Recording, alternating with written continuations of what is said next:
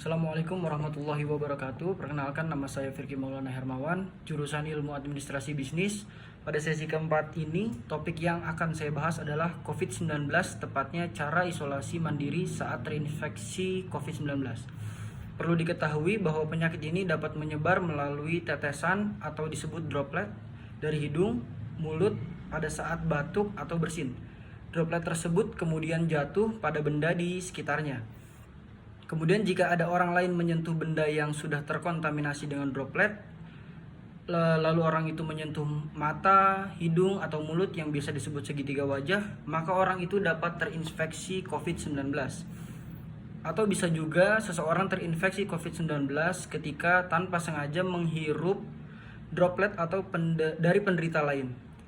Inilah sebabnya mengapa kita penting untuk menjaga jarak hingga kurang lebih dari 1 meter dari orang yang sakit, menggunakan masker, dan selalu mencuci tangan.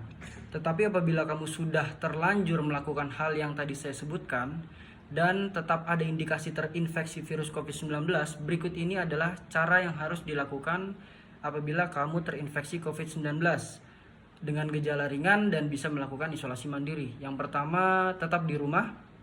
Kebanyakan orang dengan COVID-19 memiliki gejala ringan dan dapat pulih di rumah tanpa perawatan medis. Jangan tinggalkan rumah kecuali untuk mendapatkan perawatan medis.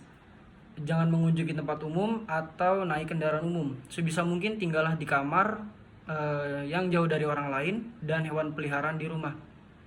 Jika memungkinkan, sebaiknya gunakan kamar mandi terpisah. Jika perlu berada di sekitar orang atau hewan lain di dalam atau di luar rumah. Kenakan masker juga jangan lupa. Yang kedua itu istirahat, minum air putih yang cukup, dan hubungi dokter. Jika dinyatakan positif COVID-19, penting untuk istirahat dan minum air putih yang cukup. Untuk meredakan gejala, kamu bisa minum obat pereda nyeri seperti acetaminophen. Gunakan aplikasi untuk telemedicine untuk berbicara dengan dokter secara berkala atau meminta resep dokter dan vitamin yang dibutuhkan. Yang ketiga, kita harus beritahu kontak erat. Ingat-ingat kapan dan bertemu siapa saja beberapa hari belakangan sejak dinyatakan COVID-19. Orang yang terinfeksi dapat menyebarkan COVID-19 mulai 48 jam atau 2 hari sebelum orang tersebut memiliki gejala atau positif pada tes swabnya. Dengan memberitahu kontak dekat bahwa mereka mungkin terpapar COVID-19, kamu dapat membantu melindungi semua orang. Yang keempat, pantau gejala yang muncul.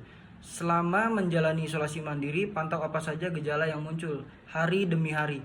Tetaplah berhubungan dengan dokter dan pastikan untuk mendapatkan perawatan jika kamu mengalami kesulitan bernafas atau memiliki gejala darurat lainnya seperti yang pertama ada nyeri atau tekanan yang terus-menerus di dada, yang kedua linglung, yang ketiga ketidakmampuan untuk bangun atau tetap terjaga, yang keempat kulit, bibir atau bantalan kuku pucat, abu-abu atau biru, tergantung pada warna kulit.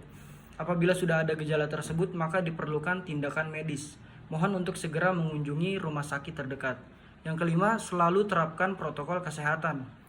Pada kondisi di mana harus berada di sekitar orang lain, bahkan di rumah sekalipun, kamu harus memakai masker. Jika kamu tidak memakai masker karena kesulitan bernafas, misalnya tutupi batuk dan bersin dengan tisu bersih. Lalu segera buang tisu dan cuci tangan dengan air dan sabun. Yang keenam, bersihkan permukaan yang sering disentuh secara berkala. Yang dimaksud adalah bersihkan dan disinfeksi permukaan yang sering disentuh di rumah.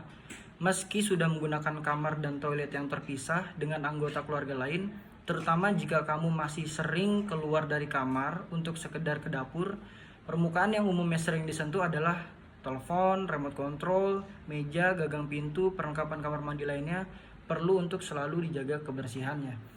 Itulah penjelasan mengenai apa yang harus dilakukan jika dinyatakan positif COVID-19 dan harus isolasi mandiri di rumah. Terima kasih banyak.